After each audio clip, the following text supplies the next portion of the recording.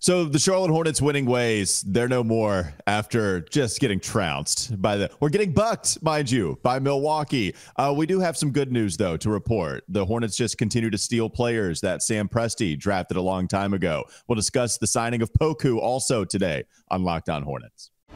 You are Locked On Hornets, your daily Charlotte Hornets podcast. Part of the Locked On Podcast Network, your team every day. In a minute, cuz we live.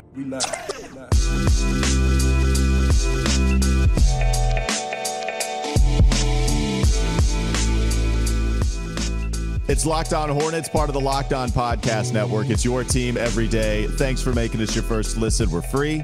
We're available anywhere you get your podcast, and that includes YouTube. Today's episode is brought to you by FanDuel. You can make every moment more. Right now, new customers get $150 in bonus bets with any winning $5 bet. That's $150 if your bet wins. Visit FanDuel.com/LockedOn to get started. There's Doug Branson. You can find him on his Substack, EveryHornetsBoxscore.com. That's where you can find his work. You can find him on Twitter at Doug Branson, LOH. A lot more active these days with what was winning basketball, but the good vibes are still there, and he's putting out jokes, and they're great jokes. And so Doug Branson, LOH, and you can follow me on Twitter at Walker Mail. Listen to me on WFNZ every weekday from 12 to 3 p.m.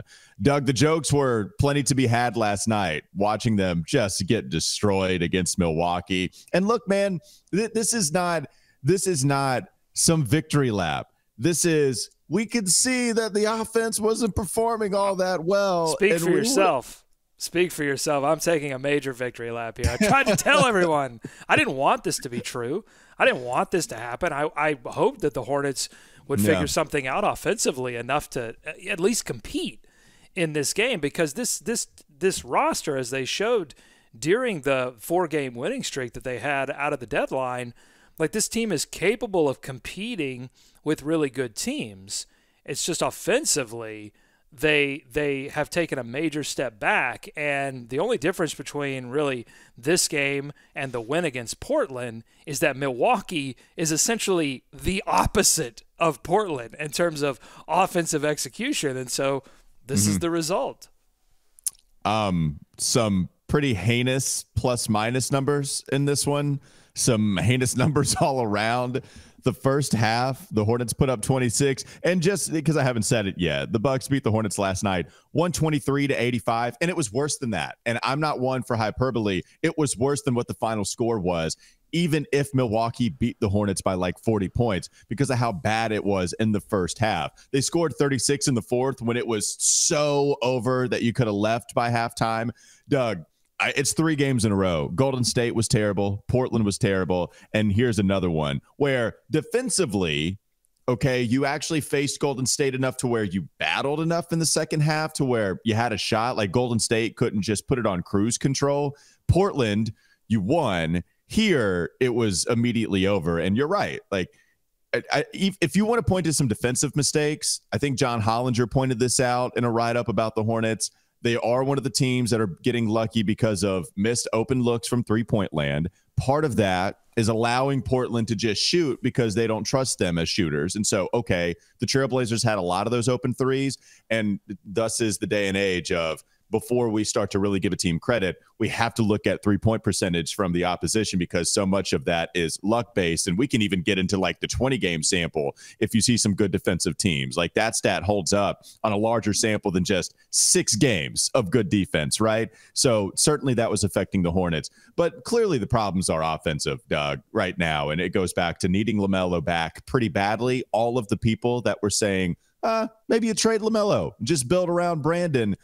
At least here, who, buddy, we've seen him provide a huge impact offensively in the past, and I suspect he would do the same thing, be it on the floor there again. And we'll talk about that whole conversation many times between now and, next season. But I think you can build around Brandon Miller and not trade LaMelo. Like, both of those things, you can do both of those things at the same time. That's right. It doesn't require trading LaMelo to build around Brandon Miller. But right now, Brandon Miller is not ready to run this offense, and Miles Bridges cannot run this offense. There's no one on this team that I think can effectively run this offense for 48 minutes, and that is the major problem. And that's where you get Brandon Miller making passes that he's not ready to make and taking difficult shots that he shouldn't be taking. But Miles Bridges, I thought, was, I don't know, the single worst player out there last night. I mean, you could look at others statistically that were worse. That's what plus minus would tell you. And it's not, again, the most indicative, but there are times where it's real easy to see how much it lines up with the eye test. And it might have just done that at a minus 48 last night. Yeah, well, there's one particular play that stands out to me where Micic tries to set a screen for Miles Bridges, and Miles calls him off. And Micic looks at him like, are you sure? Are you sure you don't want this pick? It seems like you should take this pick. He waves him off and instead decides to drive into two defenders and turn it over. That's one play, but there were multiple plays like that where he was just decision-making was awful. And he's your best player right now on the floor by talent and by experience. Miles Bridges is your best player. He cannot play like that, because if he plays like that, this is the result. And it'll still be a loss against Miami or Atlanta or any other middling team, and it'll barely be a win against Portland or Washington.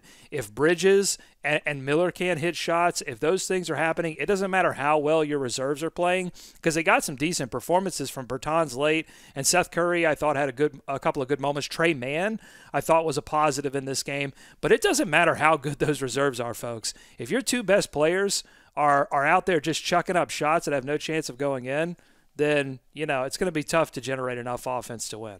And the reserves weren't great, by the way. No, nobody was great. I'm not giving. I don't think anyone was out there playing stellar basketball, but they certainly. Yeah. I think Seth Curry in particular was making good decisions with the basketball, and it stood out. Like in the first half, it stood out. He was like the only guy that was making the right pass, making the right decision with the ball in his hands, and that's what propelled this team to those 4 straight victories. Was everybody was moving the basketball. It was Bridges and Miller taking a little bit of a step back in the offense. They've taken and here's what happens to the Hornets. And you can see it. You saw it a little bit against Portland, but certainly against Milwaukee. They came out. They were driving. Their first 10 shots, 6 of them were at the rim. They were driving. They were moving. They were kicking. Everything that we've seen. And then timeout Milwaukee. Milwaukee comes back. Doc Rivers draws some stuff up. They ratchet up the defense pretty significantly. Ball pressure was great up top, and then they've got 7-footers everywhere. So it's going to be tough to get to the rim anyway. But they ratcheted up that pressure, and the Hornets immediately, instead of staying with the game plan, they immediately sort of rescinded into, all right, I'm going to go, and then if that doesn't work, the next time you're going to go, and it's not going to work against a team like Milwaukee. Okay, I want to play a game, but I think I'm going to save it for the third segment. Okay, good. I think want to play a game? Would you like? Was that freaky? I could probably do a really good. Would you like to play a game? No, your too voice scary. is made for it. I know. I'd have to smoke a carton of cigarettes before I could get there. Which this game, I'll be honest, this game made me want to smoke a carton of cigarettes. I was going to ask. It's one or the other. It's either you were so pleasure to buy that game that you would want to smoke a carton. No, that's of one. cigarettes, You smoke one for pleasure. You smoke a carton because things have. Because you want bad things to happen to you. Okay, that's it. Now I know how to smoke. Now the good news is, the really good news is that the Hornets can just move on from this game and they can get ready for their next opponent, which is, let me look this up. It's the Milwaukee Bucks. Right, Milwaukee. Okay, let's get ready for that game. Coming up next on the Locked On Hornets podcast. Don't go to sleep on the Hornets just yet.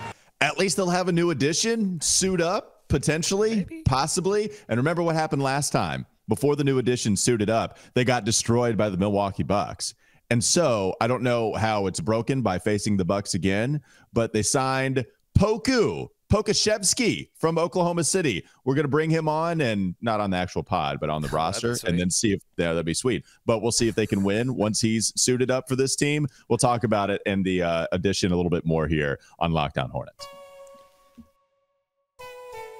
This episode is brought to you by BetterHelp. Sometimes we all need the opportunity to get something off of our chest, big or small. Certain things can really start to get to you. It's important to let that out, especially to someone who's unbiased on your life. So today, I want to say how I really feel about something. You might even be thinking about the same thing this week. Doug, I have to imagine you're thinking the same thing.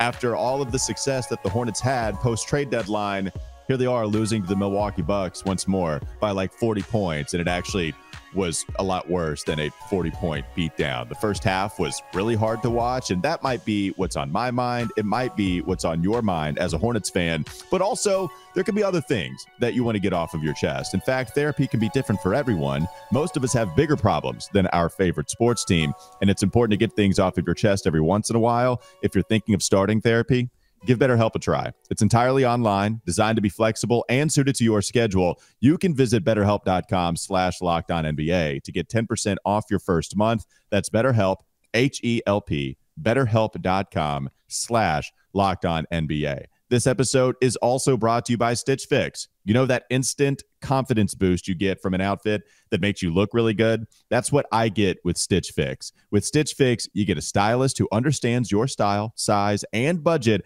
and they can do all the shopping for you. It's the easiest way to update your wardrobe this season.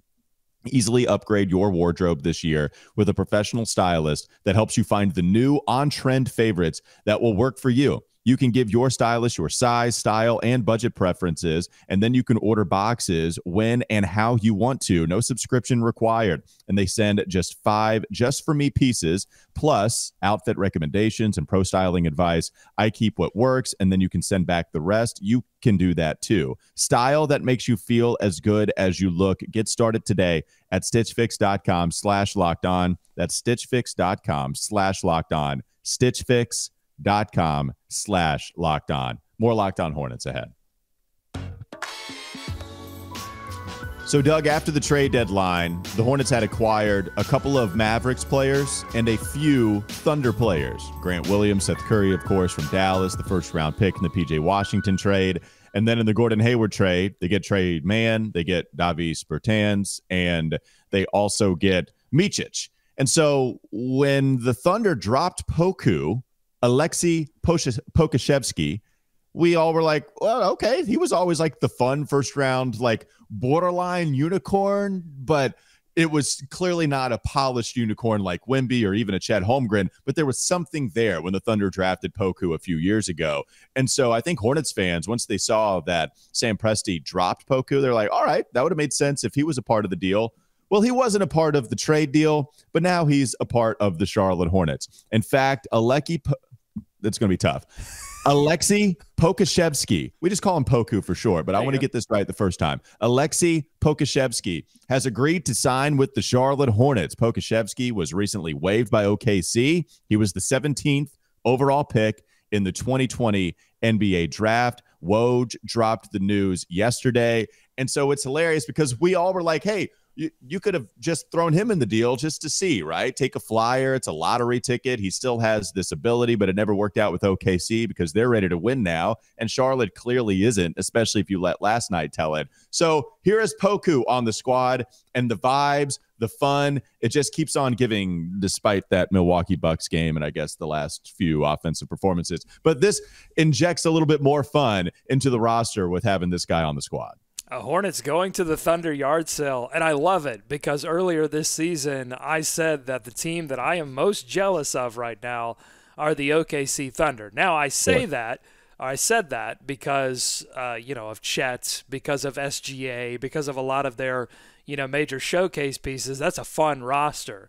But also, they had such a fun roster that they had all of these little extra pieces like Mann and Micic and now Poku, who the Hornets have been able to grab. And we'll see what happens with Poku. 7-footer, you said unicorn. That was certainly the hope when he was drafted. He had unicorn potential because he's a 7-footer that looked like, he could hit threes, but it looked like he also had some playmaking potential as well. I asked Rylan Stiles of the Locked On Thunder podcast to give me a little mini scouting report, and here's what he said about Poku.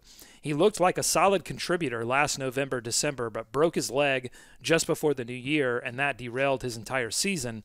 Then he got hurt again this offseason twice, breaking his arm, and later a bad ankle sprain. The Thunder were simply too good to keep experimenting with him, and he refused to go to the G League. So OKC already knew they didn't want to sign him, so they cut him.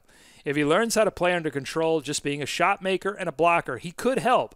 It's worth a shot. It's just his ceiling as a guy you have to pay this summer to grab a few boards, block a few shots, and maybe hit threes. His unicorn label is fully gone, and there's no reason or signs that it could ever be a thing again. So at this point, you're better off just having a fun 25 games and calling it a day. So Rylan, with the brutal honesty from the Thunder perspective. And yeah, before that injury, Walker, you look at his stats, and he was hitting three-pointers at a good clip, and that was making him a positive on the offensive end. It's just like he can't make a shot at the rim. He's not a very good mid-range shooter. And so if he's not hitting threes consistently, then it's like, what is he going to do out there? So I don't know what his role is going to be on this team.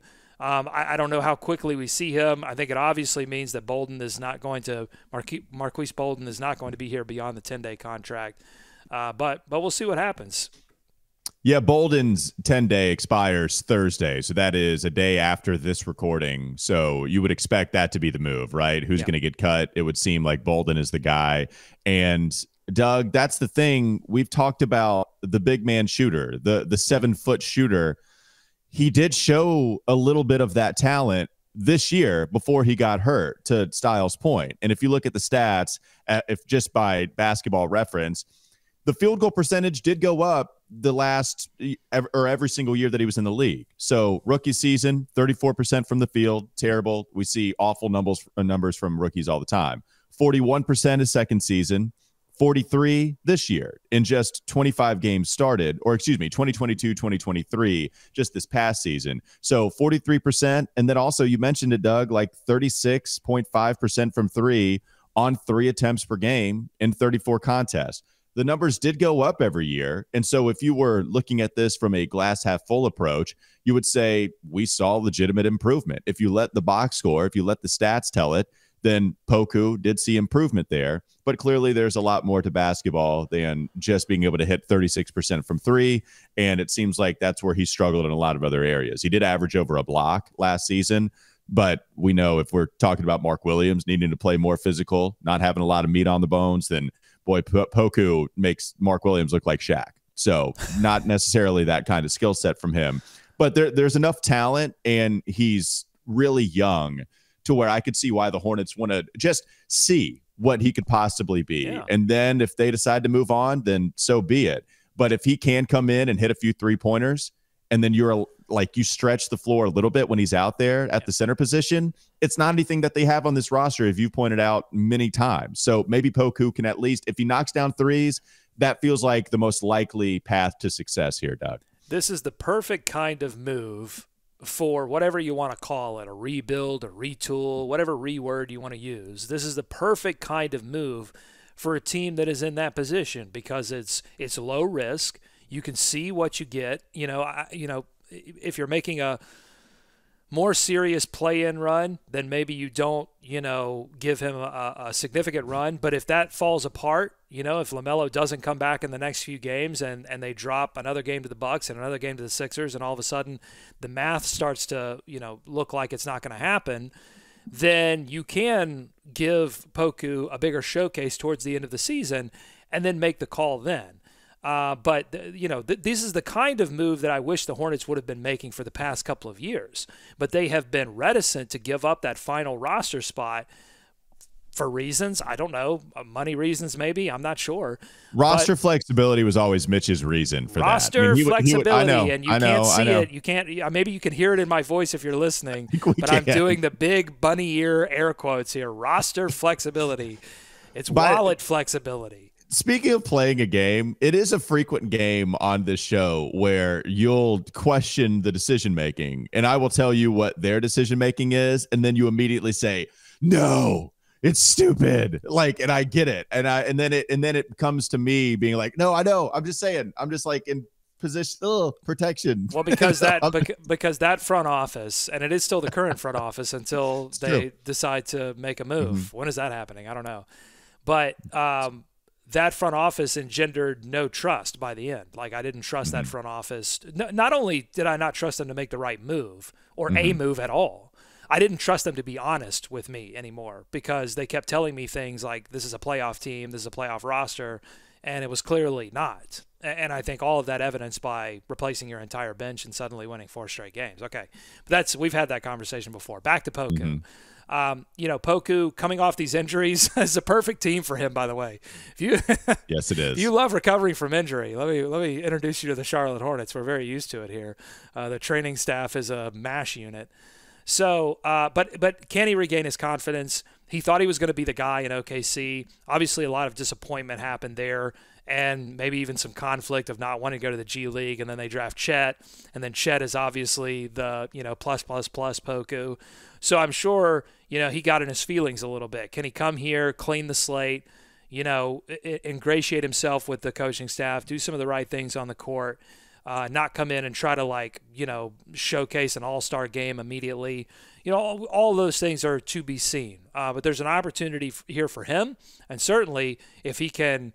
It doesn't matter if he doesn't become a unicorn. If he can be a three-point shooting big that can block shots, that's something this team desperately needs.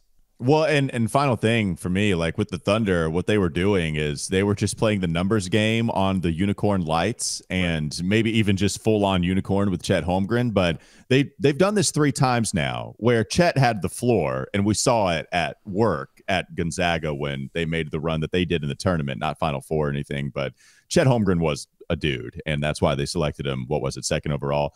And so they finally hit on Chet, but it all began with Poku. We're like, okay, we got a bajillion draft picks. Hell yeah, we're going to take this shot.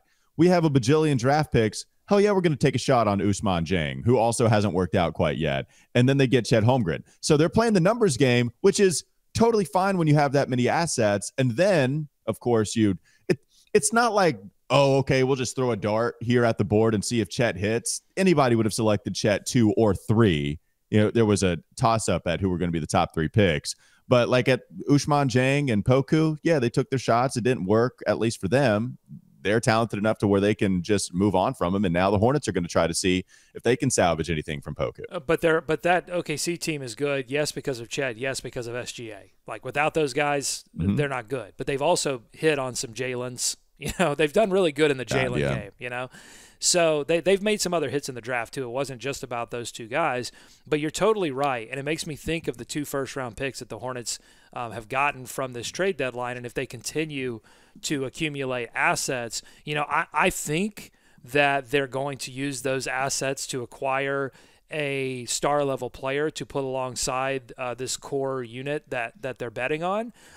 But if they don't decide to do that, this is the other benefit of having a ton of picks is that you can take some risks. And even if this team improves and those first-round picks, or even if the first-round picks that they've got from Dallas and Miami, even if those end up being sort of mid-first round or late first-round picks, you can take some swings that you may not have taken before because hey, I've got multiple picks coming up in the next few years. It's okay.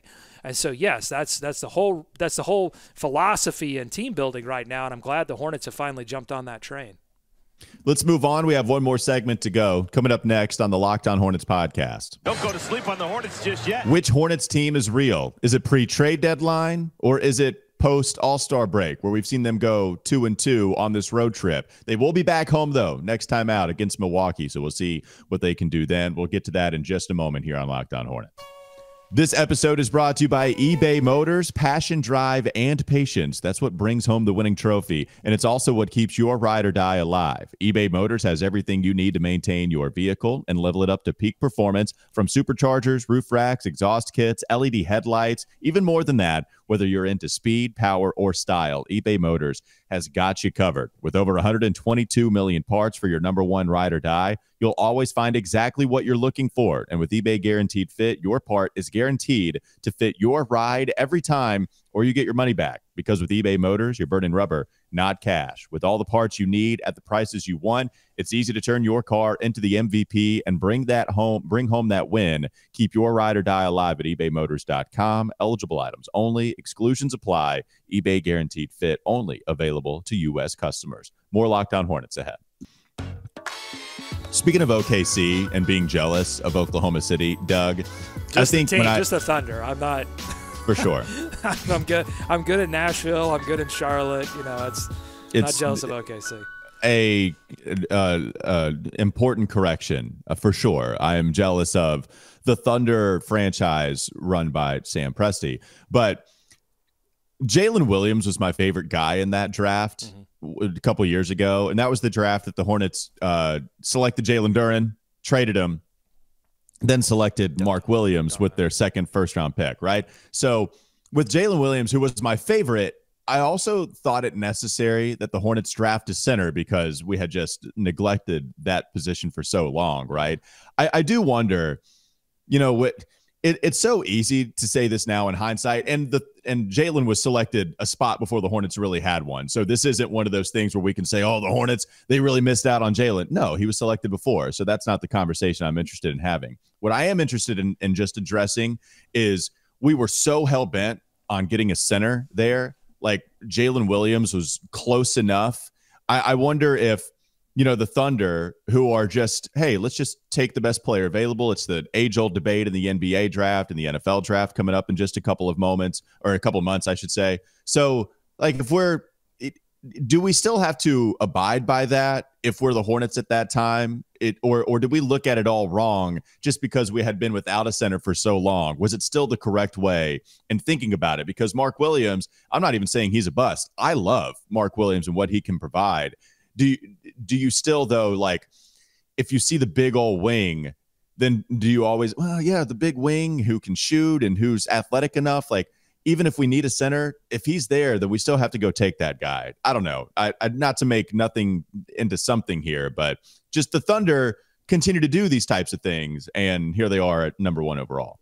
Well, I think they approached that draft completely wrong, but it wasn't about selecting Mark Williams. They could have selected both Mark Williams and Jalen Duren. Now, if they had done that, it still would not have filled a gap that remains to this day, which is 5 that can shoot, that allows them to go 5 out.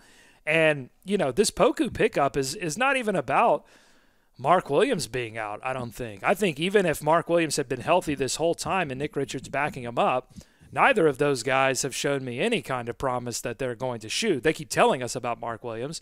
And part of this is he hasn't been on the floor to display that. But also part of this is that he hasn't been on the floor. And so probably, I don't know, has he been able to work on that at all? Certainly not in a game. And so that all of that progress, I think, gets stunted a little bit. And so they still have to find that. And if Poku does work out, it gets really exciting because then, in my mind, that makes Nick Richards, who has played really well this season and I think would be attractive on the market, it would make it even more palatable to move on from him. His contract is desirable to other teams. His stats look good. Then again, we go back to that second segment. That's how you can continue to accumulate assets. If you can go out and find your Pokus and, your Trey Mans and all of these guys that can next man up, and then you're okay, moving on from some of the players that you've showcased.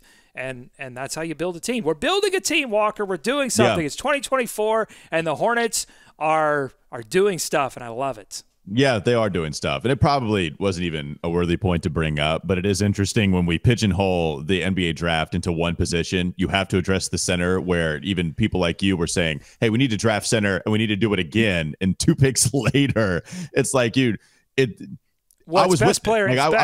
It's best player available, and I don't know how. I don't recall how high I was on that particular Jalen, but I think, and this has been my point for the past few seasons, which is when you haven't won a playoff game in 20 plus years, or playoff series in 20 plus years, you take best player available. You cannot afford to be cute in the NBA draft. You just take the guy, unless you can trade that pick for, a seasoned veteran who is going to play a certain way for you. Then you go out and take the best player available. I don't care if you have 3 point guards.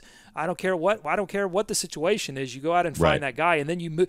Whoever you have to move, you move, because the draft is a crapshoot. Well, and in that 2022 draft, by the way, after Mark Williams, I don't think you're shooting yourself because of anybody that was drafted afterwards, at least like right now. Tari Eason is one, but Eason played 22 games this year. So anyways, just an interesting draft to look at as we move on. All right, I said I wanted to play a game, and it has to do with which Hornets team is real. Okay. So, Doug, we're going to play classic good news, bad news. What kind of news you want to receive first guy are you? Are you a bad news first or good news first guy? I'm definitely a bad news. I want to get that out of the way, and then I want to use the good news to forget the bad news. The good news is like a Band-Aid. The good news is like antibacterial cream on a wound that you just delivered to me. Bad news is the way to go. I think most people would agree with that. So here's the bad news about the Charlotte Hornets' upcoming schedule. It's the fact that it doesn't really get all that easier in the next couple of games. So you have Milwaukee, as you joked about, Milwaukee at home on Leap Day, by the way. So Milwaukee. So it won't even count. Like, yeah, next year this game won't even exist. I love it. February 29th. It just doesn't exist. So they're going to play Milwaukee at home. Then they'll play Philadelphia on the road. Now, that's no Embiid Philadelphia, so take that for what you will. Perhaps that goes into a little bit of the good news. And they do have a lot of other tough matchups as they roll on in the post-All-Star break portion of the season. You have back-to-back games against Cleveland, who's playing very well. You have a couple of games against Golden State, the Clippers, and Boston. That's 3 straight games against those types of teams a little bit later on. So that's the bad news. Now we can get to the good news. The good news is, Doug, you have an 8-game homestand into the second portion of the season. 8 games in a row, which is shocking. But remember, at the beginning of the season, when we did the whole schedule breakdown on schedule release day, I believe it's the longest homestand that the Hornets have ever had in franchise history, if I remember that note correctly. 8 in a row, that's great. And the other good news is that there's also some stretches where you're not facing gauntlets, right? You do have, after this Philadelphia, Milwaukee, Toronto trio, and Toronto, you can, however good they are in your mind, whatever. Washington, Brooklyn, Detroit, Memphis. You have that 4-game stretch. So that's the good news here as well. So, like, this second half, I think it balances out. I think, yeah, you have some tough matchups, but also you have some matchups that you'll probably be favored against, and you have a ton of home games, including that long stretch. So do with that what you will. Well, the only good news that I think would significantly impact the Hornets' ability to compete for a play-in, if you're at all interested in that, is LaMelo Ball returning. I mean, that's it. This whole thing hinges on that happening, because I think the Hornets can play. They certainly are capable of playing better than they did against Milwaukee. I don't know if they played 50% better. They might still lose by 10 to Milwaukee, at home. But they can play better. But they don't have a shot at winning some of these tough matchups that they have coming up unless they have a significant amount more playmaking on the floor than they have right now. I hope that we see a little bit more Bertans early. I'd like to see that. Trey Mann got 32 minutes. That's a positive. I'd like to see more minutes for Mann. Micic struggled again in this game. I think, Micic probably this might be who he is, just sort of an inconsistent player. Sometimes he's red hot, and then sometimes he sort of disappears in the background. Could be what's developing here, but we'll have to see how it plays out over the rest of the season. But look, I think that this, particularly for Brandon Miller and Miles Bridges, I think the remaining time that LaMelo is out, it's really important for them to figure out how best to lead this team. Is it best to refuse a screen and drive into 3 Milwaukee Bucks defenders and turn the basketball over, and then the Bucks get a 3 on the other end? Or is it best to say, I'm going to actually lead this offense, make good decisions with the ball in my hands? And Brandon more so, I thought, did against Milwaukee. I thought, he got into the mid-range because Milwaukee's whole defense was ball pressure. We're going to take away the 3. But we got some guys at the rim. You're not going to get there either. And Miller did the smart thing, at least in the second half, and said, all right, well, I'm just going to get to my mid-range shot. But these guys have to understand, like, they're going to get their shots throughout a game, but it can't be all about them. They've got to set the tone early and get other guys involved. So last thing for me on just like what Hornets team is real. If you look at their wins, Doug, after they got the new addition suiting up for them, the teams they beat Memphis, who had a ton of injuries that very first game. They beat Indiana 111-102. And that's a good defensive performance against a historically great offensive team based on the numbers. They beat down Atlanta. It's their only big time victory that they've had as far as that margin of victory. And then they beat Utah on the road, and they beat Portland, losing against Golden State in between. Indiana's the best team, and Indiana right now is an 8th seed in the Eastern Conference playoff race. So when we can get excited, and we can get legitimately excited about what this team is a squad that's not going to get beat by 20 against the terrible teams anymore on a consistent basis. And that's great. That might be loser talk, Doug, but indulge me if you will. It might be loser talk, but that's what we've seen from this Hornet squad. When we see the fact that they have a replenished bench, and then we see all the victories they have, the fact of the matter is the best team they beat is an 8 seed who is historically great offensively, but also is, I wouldn't be surprised to see historically bad defensively. And the other teams they beat were Portland, battling for that number 1 spot, Utah, who were sellers at the trade deadline, Memphis, who is terrible, certainly with the injuries that they've suffered, and they were able to take advantage of that. That's a good thing. I'm not trying to take away from it. But then when we try to figure out, could this be a squad that gets to the play-in, and the only team that they beat was an 8 seed, that's where I think we have to temper our expectations a little bit more. So that's the only thing I would say. I'm here for the good basketball, though. We didn't see it last night against Milwaukee, but at least against the teams that like you're supposed to be in that neighborhood with, at least we'll see the Hornets compete and most likely win a lot of those games in a way where I just can't see them competing consistently with the top 6 squads in the Eastern Conference and the top 8, 10 in a deeper Western. I totally agree with you, and my robot vacuum is now making its way through my kitchen. So I love a good robot vacuum. When I bought one, it was like the best decision I ever made. So that thing can make an appearance. It's great. It's just it's all automated, so I can't turn it off. It's it's doing its thing. I'm a little scared of it, honestly. The technology, it scares me. But yeah. But I agree with everything you're saying. By the way, I had a blind dog one time that we called a Roomba because he would just run into the walls all the time. So we'll end on that one. That'll do it for Locked On. Thanks for we loved him, man. God, he was such a great dog. That'll do it for Locked On Hornets. Thanks for making us your first listen. We are free and available anywhere you get your podcast, and that includes YouTube. Make sure you go check out Doug's work on his Substack, everyhornetsboxscore.com, and you can listen to me on WFNZ every weekday from 12 to 3 p.m. 92.7 FM. How's it doing, Doug? Here, doing boy. all right? Here, boy. Sit. Stay. Turn off. It's a good Roomba. Good Roomba. Have a great rest of your day. We'll be back with you tomorrow.